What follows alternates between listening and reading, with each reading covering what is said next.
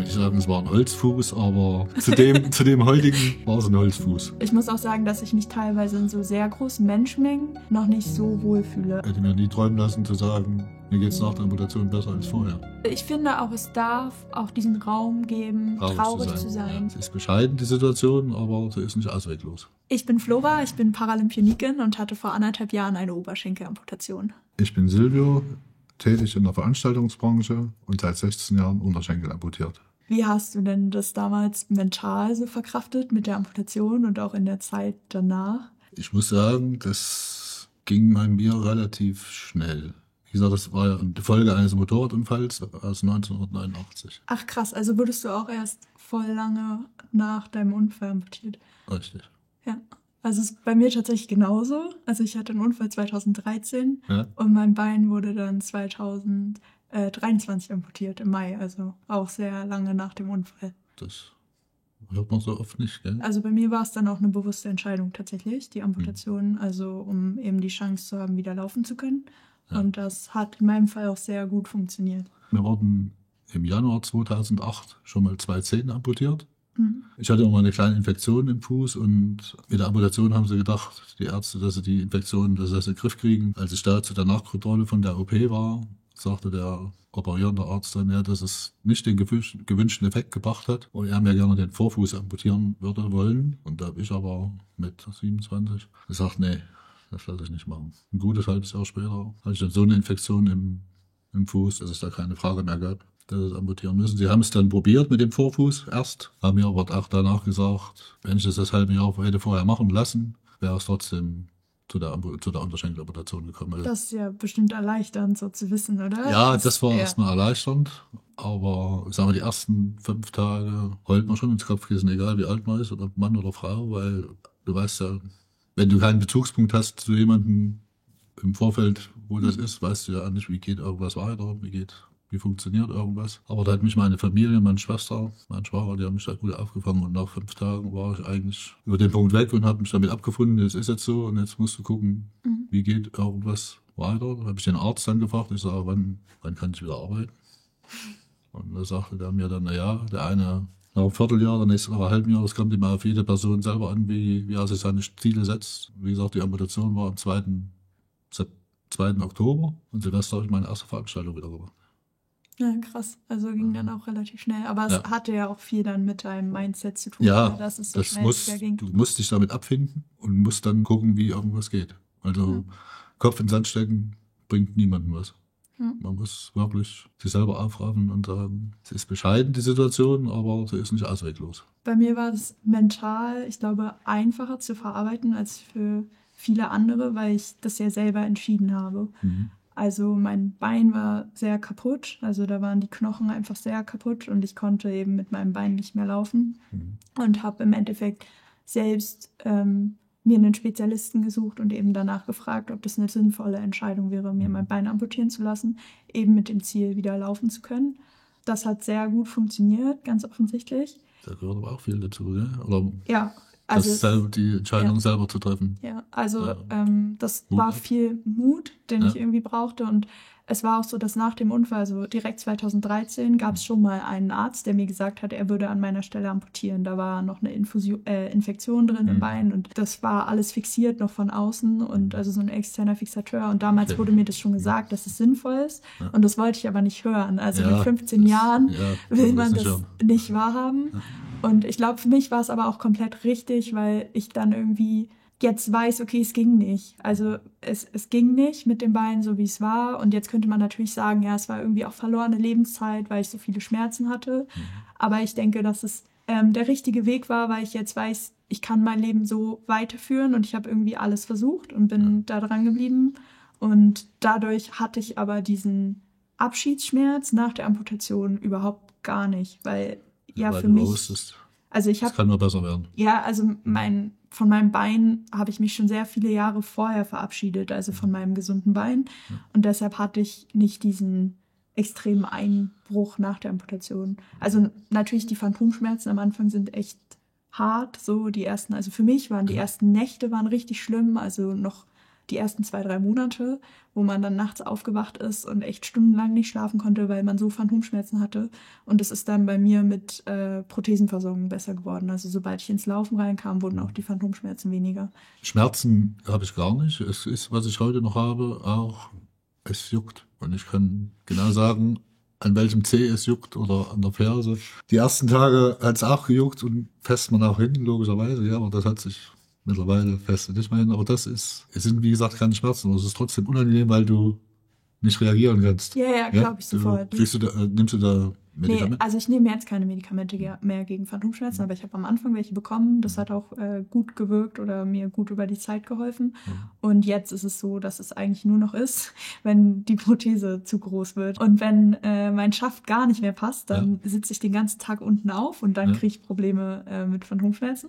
Aber ansonsten habe ich damit jetzt nicht mehr so große Probleme. Also es geht im Alltag schon ganz gut. Und da bin ich auch sehr dankbar drüber. Und ich weiß, dass es auch viele Anwender gibt, wo es eben anders ist. Ja, das ist richtig. Und ich hoffe immer nur, dass jeder so einen Umgang damit findet, dass das Leben trotzdem irgendwie lebenswert ist in jedem Moment. Bei mir ist es auch so, wenn ich dann eine Sache nicht kann, dann wo ich weiß, dass es geht. Also es gibt natürlich Sachen, die kann ich nicht und die werde ich auch nie können, einfach weil mir das Knie dafür fehlt, das zu können. Aber wenn es Sachen gibt, wo ich weiß, die kann man mit dem Kniegelenk machen und die kann nur ich noch nicht, dann übe ich das so lange, bis ich das kann. Also sehr gutes Beispiel, alternierendes Treppenlaufen. Habe ich nicht hingekriegt. Und dann hat mein Techniker sich mit mir 2 Stunden ins Treppenhaus gestellt, bis ich eben diese Bewegung konnte. Und am nächsten Tag konnte ich dann alternierend Treppen laufen, weil mich das so angekotzt hat, dass ich dann sehr viel dafür getan habe oder sehr viel geübt habe, um das hinzubekommen. Ich hatte auch sehr viel Glück mit meiner Wundheilung. Also wenn es jetzt Leute gibt, die das nicht so schnell schaffen, heißt das ja nicht, dass sie weniger Ehrgeiz oder weniger Willen haben, nein. Sondern es gibt so viele Faktoren.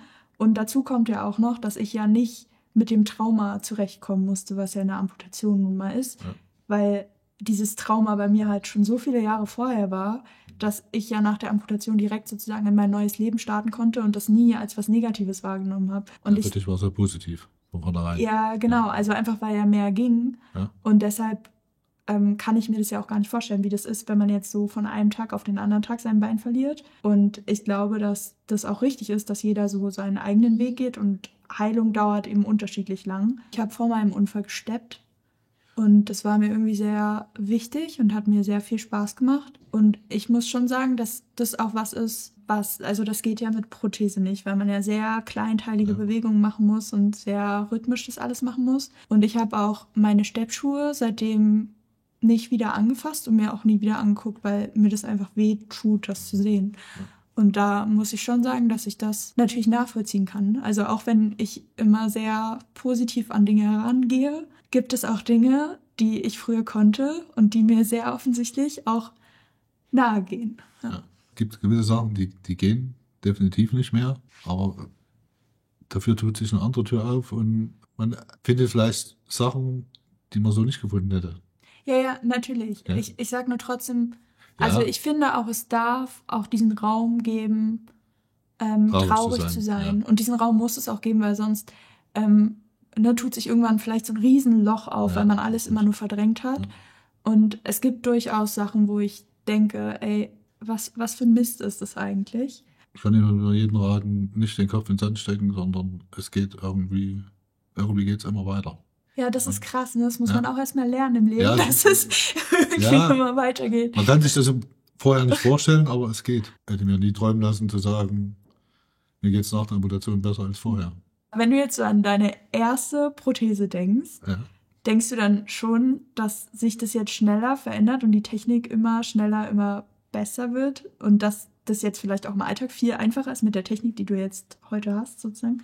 Auf jeden Fall. Also die Technik entwickelt sich wie in jedem anderen Bereich des Lebens, auch in der Orthopädietechnik, rasend schnell. Ich war zur Messe mit in Leipzig dieses Jahr und das ist meine Messeprothese. Was hast du für einen Fuß jetzt? Ich habe den Evanto trage ich jetzt und das, was im Moment auf dem Markt ist, das Nonplusultra, dieser Fuß. Der gleicht viele Sachen aus, gerade im Alltag unebenes Gelände, mal ein Bordsteinkante, mal Kopfsteinpflaster, Das sind Sachen, wo du geguckt hast, wo läufst du hin, wo hast du eine Unebenheit, wo musst du das ausgleichen oder trittst du lieber einen Schritt daneben oder davor oder das brauchst du mit dem Fuß. Alles im gewissen Maß, ja. Also ich sag mal, 20 Zentimeter Bordsteinkante gleicht ja auch nicht aus, aber im normalen Leben Kopfsteinpflaster und eine kleine Bordsteinkante. Und die, wie gesagt, die Entwicklung, wenn ich zu meiner ersten Prothese nach der Amputation zurückdenke, ich will nicht sagen, es war ein Holzfuß, aber im Gegensatz zu dem heutigen, zu dem heutigen war es ein Holzfuß. Ja, ich fand beim Evanto jetzt besonders krass, dass man auch so stabil steht, weil der sich eben anpasst, egal auf welchem Untergrund du stehst. Ja. Weil das, finde ich, macht einen totalen Unterschied. Das gibt einem mehr Sicherheit. Ja, also ich singe zum Beispiel im Chor. Und da ist es manchmal so, ne, dass man dann immer, wenn man einfach nur ruhig steht und nicht die Möglichkeit hat, sich so auszugleichen, finde ich mit dem Evanto richtig krass, dass er eben auch so die vor und zurück sich so anpassen kann und man dann einfach stabil auf dem Fuß steht und jetzt nicht das Gefühl hat, man steht mehr auf dem Vorfuß oder zu doll auf der Ferse oder so und dass man dann irgendwie hinfällt. Du bist ja schon sehr lange mit Prothese unterwegs und wenn du jetzt so im Alltag Menschen triffst, erzählst du denen dann relativ schnell, dass du eine Prothese hast, oder? Viele wissen es und kommt eben auch dann immer also auf die Versorgung an. Auf die Versorgung und auf, wie man sich selber eben gibt. Viele Neue sehen es nicht, wenn ich eine lange Hose anhabe, dass ich Unterschenkel amputiert bin. Und ich muss sagen, so wie du läufst, wenn du es verdeckt tragen würdest, würde es jemand, der damit nicht bekannt ist, sage ich jetzt mal, würde es definitiv auch nicht sehen, dass du Oberschenkel amputiert bist. Ja, wahrscheinlich nicht. Also ich habe die Prothese sehr selten verdeckt, weil mich das ein bisschen nervt, wenn so die Reibung an dem Kniegelenk ist. Also ich habe dann, vielleicht ist es auch nur ein Gefühl, aber ich habe dann so das Gefühl, dass ich nicht so frei laufen kann. Ja. Und ich finde es auch teilweise vom Vorteil, wenn Menschen das sehen, muss ich ganz klar sagen. Also zum Beispiel laufe ich große Treppen eigentlich immer am Treppengeländer. Ja. Vor allem, wenn da noch andere Menschen sind, weil ich immer denke, wenn jemand aus Versehen mich anrempelt, der checkt das ja nicht, dass ich mich dann nicht auffangen kann, sondern dass ich dann im Zweifel die ganze Treppe runterfalle. Und wenn Leute aber sehen, dass man eine Prothese hat, dann habe ich das Gefühl, dass sie so ein bisschen mehr einmal um einen herumlaufen, darauf achten, dass man nicht angerempelt wird, einen vielleicht auch mal fragen, ob sie einem den Koffer hochtragen sollen. Oder im Bus. Das ist sehr praktisch. Da muss man nicht immer fragen, ob Leute einen Platz machen, sondern da passiert das meistens ganz automatisch. Also das ist so ein bisschen der Grund, warum ich meine Prothese sehr viel offen trage. Und wie ist es, weil zum Beispiel Treppen machen mir so ein bisschen Angst manchmal. Also ich kann sehr gut Treppen, das ist irgendwie so ein Thema, das zieht sich, seit ich eine Prothese habe, bei mir durch. Also ich bin eigentlich sehr stolz darauf, dass ich gut Treppen laufen kann, weil ich das sehr lange geübt habe. Aber in großen Menschenmengen habe ich echt manchmal so Angst, gerade an Bahnhöfen. Also ich pendel auch, dass Leute mich so anrempeln oder irgendwas. Läufst du ohne Geländer oder? Nein, ich laufe auch. Also egal ob mit langer oder kurzer Hose, ich laufe auch am Geländer. Also es geht ohne, ja, aber auch für mich als eigene Sicherheit. Ja, genau, so mache ich das auch. Ich nehme es nicht immer, aber ich laufe zumindest an der Seite, wo das Geländer ist, dass wenn die Situation sich ergibt, dass man zugreifen kann. Ja, genau, so mache ich das auch. Und ich muss auch sagen, dass ich mich teilweise in so sehr großen Menschenmengen noch nicht so wohl fühle, einfach weil ich so ein bisschen Angst habe, dass, keine Ahnung, auf Weihnachtsmärkten oder im Rummel oder so. Und ich weiß gar nicht, ob das dann kommt mit der Zeit. Da kannst du mir vielleicht sagen, ob das kommt mit der Zeit, oder? Du achtest anders in Menschenmengen wie jemand, der nicht dieses Handicap hat, sage ich mal, aber das wird weniger. Ich kann jetzt nur von mir reden, sagen wir, bei dir ist es immer noch ein bisschen was anderes durch das Kniegelenk, aber ich denke, das bringt die Zeit dann mit sich. Gibt es manchmal so Sachen, wo Menschen dir sagen, ja, das kannst du nicht? Weil, also ich habe das manchmal, und ich weiß auch gar nicht, ob das jetzt nur an der Prothese liegt oder ob das vielleicht auch manchmal daran liegt, dass ich eine Frau bin. Aber zum Beispiel bin ich mit der Prothese ins Meer gelaufen und mir kam ein Herr hinterhergerannt, um mir zu erzählen, dass ich das nicht darf, weil ich ja mit meiner Prothese nicht ins Wasser kann. Und ich finde das manchmal sehr verrückt, dass irgendwelche Menschen, die ganz offensichtlich gar keine Ahnung davon haben, einem dann erzählen, was geht und was nicht geht. Oder zum Beispiel im Kletterwald. Da hatte ich sehr viel Glück, dass der eine, der dort auch gearbeitet hat, ein Physiotherapeut war und dem anderen erzählt hat, dass mein Bein nicht abfällt, wenn ich jetzt in den Kletterwald gehe. Weil der andere meinte erst so, nee, wir lassen dich nicht in den Kletterwald, weil wir dann Angst haben, das hält ja mit Unterdruck und dann haben wir Angst, dass irgendwie dein Bein abfällt. Und wie gesagt, der andere kannte sich aus und meint dann so, nee, es ist gar kein Problem, sie kann das machen. Welches gesellschaftliche Vorurteil stört euch am meisten und was würdet ihr Personen, die so denken, am liebsten sagen? Also mich nervt, und wenn Leute denken, dass es gar keinen Unterschied macht, weil ja die Technik heutzutage so viel kann und dass man ja alles können muss mit Prothese. Also das nervt mich manchmal richtig doll. Und dann würde ich gerne einfach mal, dass die Leute das mal ausprobieren und halt merken, dass man zwar vieles kann und vieles sehr einfach aussieht, aber dass da sehr viel Training hintersteckt. Ja, viel Arbeit dahinter steckt. Ja. Gibt es etwas, das Leute ständig für euch machen wollen, obwohl ihr es locker selbst hinbekommt? Also in meinem nahen Umfeld wäre es mir manchmal lieber, es würde jemand was mitmachen, aber nein. Also bei mir ist es manchmal so, wenn es um so Kleinigkeiten geht, dass man nur noch mal ein Glas holen soll oder so, dass Leute halt denken, dass ich das nicht kann, weil ich ja dann noch mal aufstehen muss und ein paar Meter gehen muss. Und manchmal ist es wirklich anstrengend, aber manchmal ist es auch gar kein Problem. Und das ist ja für die Leute auch sehr schwer einzuschätzen, dass man einfach unterschiedliche Tagesformen hat. Ja. Und an manchen Tagen geht was gar nicht und an manchen Tagen geht es richtig einfach. Wenn du einen automatischen Antwortbutton für die nervigsten Fragen im Alltag hättest, was wäre darauf gespeichert? Ich hätte so einen Antwortbutton, der würde sagen, mein Unfall ist schon sehr lange her, ich komme gut damit zurecht und nein, ich möchte nicht sagen, was ich für einen Unfall hatte, weil das wirklich im Alltag, also ich werde das so oft gefragt und auch einfach, also von Freunden finde ich das gar nicht schlimm, aber wirklich einfach in so random Kontexten, wo ich mir so denke, boah, nee. Aber ich hätte noch einen Antwortbutton und zwar, ein Leben mit Prothese ist lebenswert. Weil einem manchmal Leute so sagen, ich könnte das nicht. Und dann denke ich mir so, ja, aber es ist ja nicht so, dass man die Wahl hatte, ob man, also richtig. In meinem Fall kann man schon sagen, ich hatte die Wahl, aber ich hatte halt die Wahl zwischen einem kaputten Bein und einem Appenbein. Und das wäre auch so ein Antwortbutton, dass ich so sagen würde, ja, es ist halt lebenswert. Ja. Das stimmt. Gibt es ein verstecktes Talent, das ihr nur dank deiner Prothese habt? Das ist jetzt auch kein Talent, sondern einfach ein Vorteil. Aber wenn es irgendwo sehr eng ist, also in einem Auto oder so, dann kann man die Prothese einfach ausziehen. Oder ein Flugzeug. Und dann ist mehr Platz. Das ist schon ziemlich cool. Wenn ich in Urlaub fliege, die Prothese liegt immer unterm Sitz. Bei mir wird sie ganz oft oben reingepackt. Und es führt auch zu sehr interessanten Blicken, wenn sie wieder rausgeholt wird. Ja, das ist richtig.